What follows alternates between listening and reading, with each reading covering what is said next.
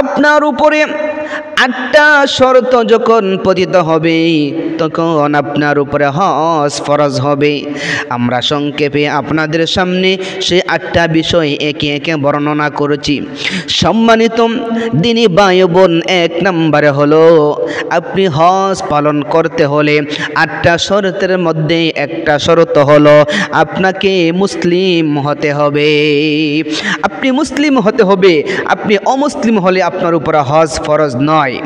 2 নম্বর হলো আপনাকে স্বাধীন হতে হবে, আপনাকে স্বাধীন হতে হবে। 3 নম্বর হলো আপনাকে সজ্ঞান হতে হবে, অর্থাৎ আপনি অজ্ঞান হলে হবে না, আপনার চেতন থাকতে হবে। আপনি অজ্ঞান হলে আপনার উপরে হজ ফরজ হবে না। এরপরে 4 নম্বরে হলো আপনাকে বালেগ হতে হবে, না বালেগের উপরে সে হজ ফরজের শর্ত নয়।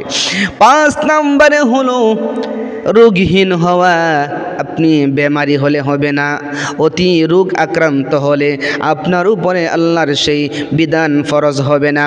সম্মানিত দিনী ভাই বোন, 6 নম্বরে হলো সফর পর্যন্ত, হজ্জের সফর পর্যন্ত, সফরে আসা যাওয়া এবং আপনার পরিবার পরিজনদেরকে এই সময় পর্যন্ত আপনাকে খানা পিনা তাদেরকে পরিপূর্ণ খরচ পাতি দিয়া আপনি যদি আসা যাওয়া পর্যন্ত সম্পূর্ণ খরচ যদি আপনি বহন করতে পারেন তাহলে আপনার উপরে সেই হজ ফরজ হবে।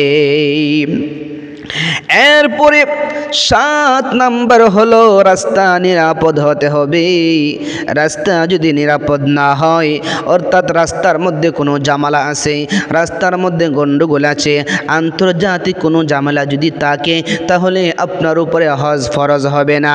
দিনে ভাইয়ার আমার, বন্ধুগণ আমার, 8 নম্বর হলো কোনো মহিলা যদি হজ্জে যেতে চায় তাহলে তার সাথে, ওই মহিলার সাথে একজন মাহরাম পুরুষের প্রয়োজন হবে। এই 8টা শর্ত আপনার অবশ্যই প্রয়োজন। এই 8টি শর্ত পালন করে, 8টি শর্ত যদি আপনার উপরে বর্তায় তাহলে আপনার উপরে হজ ফরজ হবে। তাহলে যেহেতু হজের মৌসুম চলছে, আমরা ভিডিওটি বেশি করে শেয়ার করে দিব। একটা বিষয় অনেকে লক্ষ্য করেন না, এখানে স্ত্রীদেরকে, মহিলাদেরকে অনেকে আমরা হজে যাইতে দিই কিন্তু মাহরাম পুরুষ সাথে নেন না। মাহরাম পুরুষ সাথে না নিলে হজ হবে না।